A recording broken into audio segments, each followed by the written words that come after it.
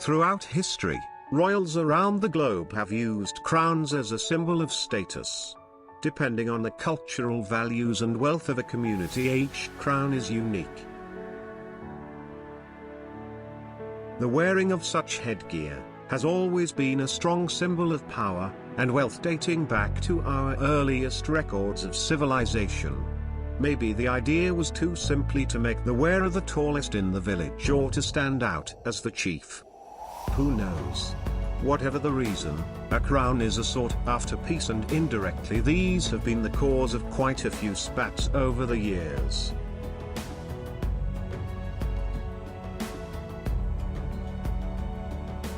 The bigger the headgear, the more important you are. Traditionally anyway. Many of the modern-day crowns we see in those glamorous portraits are very old and have been changed many times over the years to suit the wearer and the fashion. Crowns and tiaras have been made of anything from vines, clay, leather, cloth, felt and fur, as well as the precious metals and gems that we recognize today.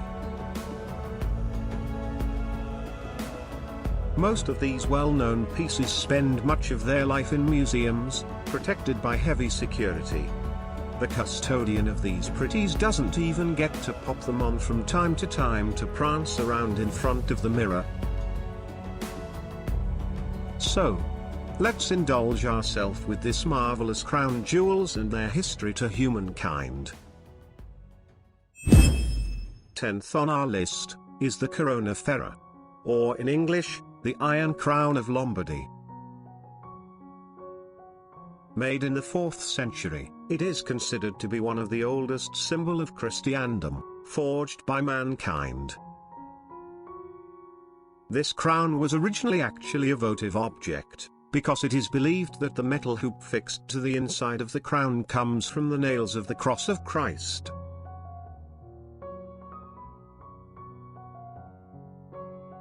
The outer circlet of the crown is made of 6 segments of beaten gold, partly enameled, joined together by hinges. It is set with 22 gemstones that stand out in relief, in the form of crosses and flowers. The crown was certainly in use for the coronation of the kings of Italy by the 14th century, and presumably since at least the 11th. However, according to a more recent study, the crown in its current state is the result of 2 different works made between the 4th to 5th and the 9th century.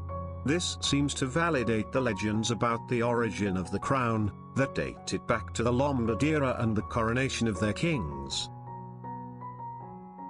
The last to be crowned with the Iron Crown was Emperor Ferdinand I, in his role as King of Lombardy and Venetia. This occurred in Milan, on September 6, 1838. Currently the crown is kept in the Cathedral of Monza, near Milan. 9th on our list is the Crown of the Andes. This is the only crown in the list that is not made for mankind. It is far more divine. It was for the Virgin Mary, the Immaculate Conception of Popayán, Colombia. It took 6 years to complete, with 25 goldsmith, 5.3 pounds of pure 20-carat gold, and 1,500 carats of vibrant green Colombian emeralds. Finish in 1599. It was only used during special occasions. In 1650 the crown was stolen by the English pirates, only to lose it in a street fight 3 days after. And in 1812 the crown was found and returned to Popayán by Libertador Simón Bolívar. Currently, the crown is on display at the New York Metropolitan Museum of Arts. Created through the virtuosity of the Spanish colonial artists, the crown serves as a vivid expression of the cultural values and aspirations of the community within which it was made and used.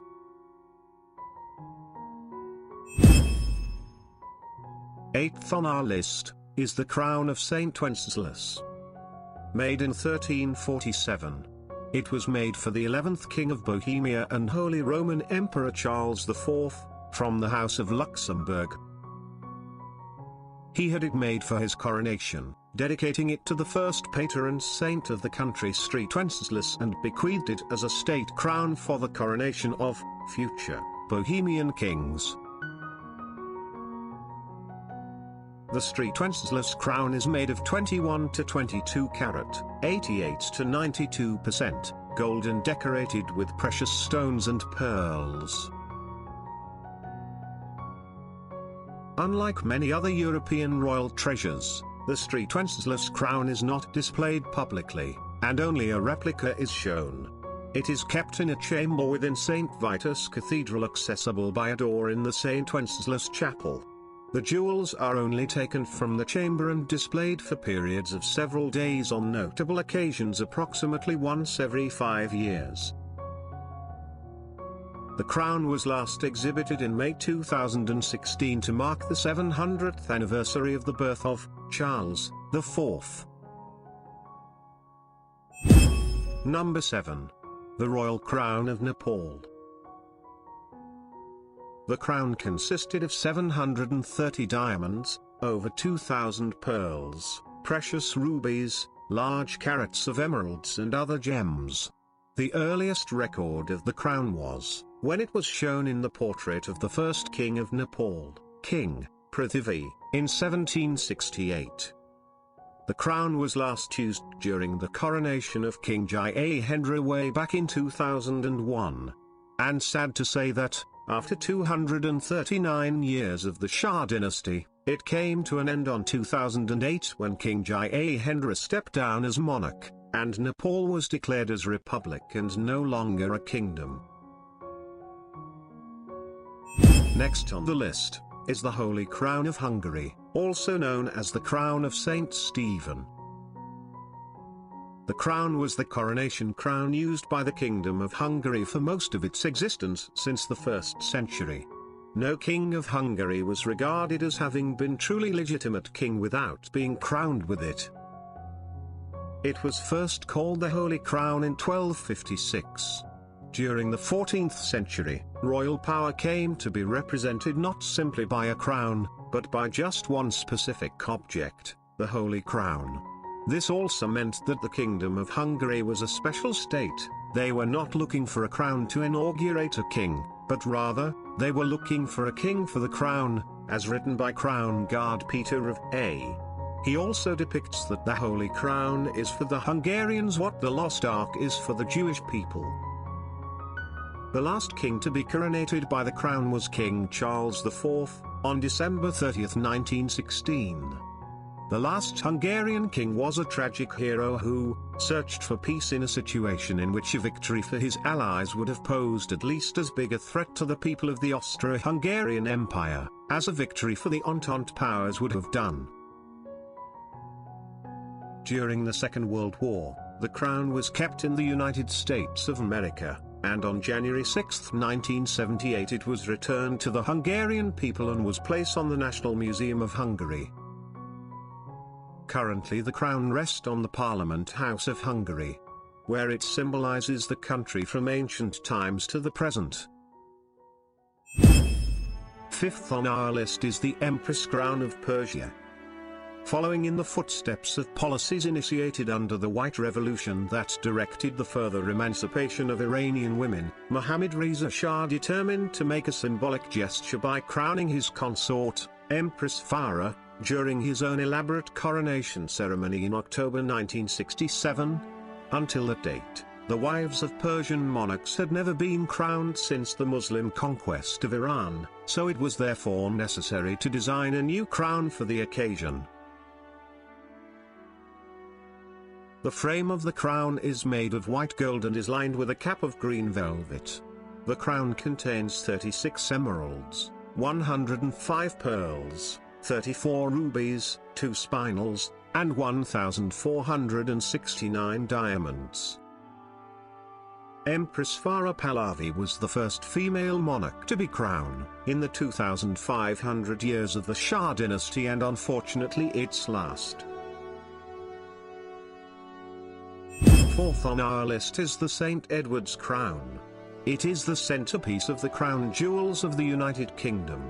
Named after Saint Edward the Confessor, it has been traditionally used to crown English and British monarchs at their coronations since the 13th century.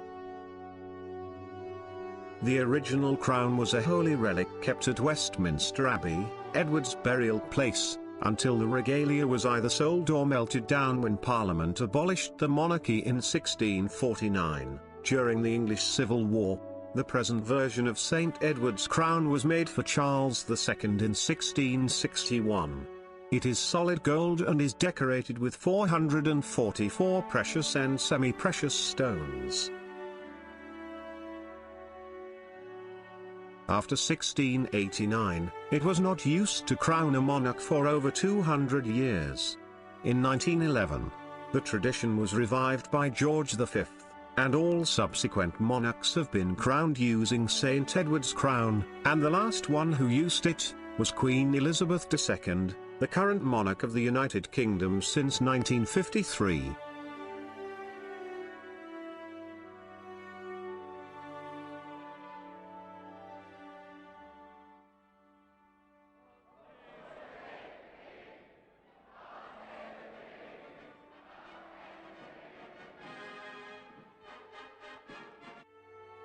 To this day, Queen Elizabeth II has reigned Great Britain for over 68 years, and up to that time she had seen the crown for only 3 times. And third on our list is the famous Pahlavi crown of Persia. It was the traditional coronation crown in the Persian crown jewels which was used during the Pahlavi dynasty, 1925 to 1979. Following the ascension of the Pahlavi dynasty in 1925, Reza Shah ordered a group of Iranian jewelers, under the supervision of Haj Serajuddin Javahari, to create a new crown to replace the Kiani crown, which had been used by the Qajar dynasty. Inspiration for the new design was drawn from paintings and historical references to crowns used during the Sassanid Empire, which had ruled Persia from 224 to 651 AD. The frame of the crown is made of gold, silver and red velvet. A staggering 3,380 diamonds, totaling 1,144 carats, are set into the object. The largest of these is a 60-carat, yellow brilliant which is centrally placed in a sunburst of white diamonds. Found in 3 rows are 369 nearly identical natural white pearls. The crown also contains 5 sizable emeralds, totaling 200 carats, the largest of which is approximately 100 carats. This magnificent crown was used for the last time during the coronation of Mohammad Reza Shah Pahlavi on 26 October, 1967. The crown survived the revolution, and now it is currently on display with the rest of the Iranian crown jewels at the Central Bank of Iran in Tehran. Second on our list is the Grand Imperial Crown of Russia. The crown was used by the monarchs of Russia from 1762 until the Russian monarchy's abolition in 1917. The Great Imperial Crown was first used in a coronation by Catherine the Great. The beautiful crown reflects Porzy's skilled workmanship. It is adorned with 4,936 diamonds arranged in splendid patterns across the entire surface of the crown. Bordering the edges of the mitre are a number of fine, large white pearls. The crown is also decorated with one of the 7 historic stones of the Russian diamond collection, a large precious red spinel weighing 398.72 carats, 79 grams, which was brought to Russia by Nicholas Spaffary, the Russian envoy to China from 1675 to 1678. It is believed to be the 2nd largest spinel in the world. And it was last worn at the coronation of Nicholas II. It was displayed prominently next to Nicholas II, on a cushion at the state opening of the Russian Duma inside the Winter Palace in St. Petersburg in 1906. It survived the 1917 revolution and is currently on display in Moscow at the Kremlin Armory's State Diamond Fund. And first on our list is the Imperial State Crown. It is one of the crown jewels of the United Kingdom and symbolizes the sovereignty of the monarchy. It has existed in various forms since the 15th century. The current version was made in 1937 and is worn by the monarch after a coronation and used at the state openings of Parliament. Although this is one of the newer items in the regalia, the imperial state crown contains some of the most historic jewels in the collection, which have attracted many legends. For example, the Black Prince's ruby, set into the cross at the front of the crown, is actually a Bellas or spinel, a semi-precious stone said to be the same stone owned by Pedro the Cruel, King of Castile, before he gave it to Edward, Prince of Wales, known as the Black Prince, in 1367 as a reward for helping him defeat a rival in battle. The Blue Stuart sapphire. This sapphire was reputedly smuggled out of the country by James II when he fled in 1688. It now adorns the back of the imperial state crown. The Cullinan II, a 317.4 carats diamond type II internally flawless, is the second largest stone in the crown jewel of England, is set into the front band of the imperial state crown. The imperial state crown is the crown that the monarch wears as they leave Westminster Abbey after the coronation. It is also used on formal occasions, most notably the state opening of Parliament. The royal crown is a symbol of power and authority, of triumph, victory, legitimacy, honor, and glory, but of resurrection, immortality and righteousness as well. In the past, it was truly believed that Western kings were directly anointed by God, and that his power flowed through them, protecting the people. Whatever they represent today, the crowns, coronets or diadems of royal families are an important part of cultures around the world and, if not for that, they still have a historical value and an artistic one, because they were made by the finest jewelers and craftsmen of the time.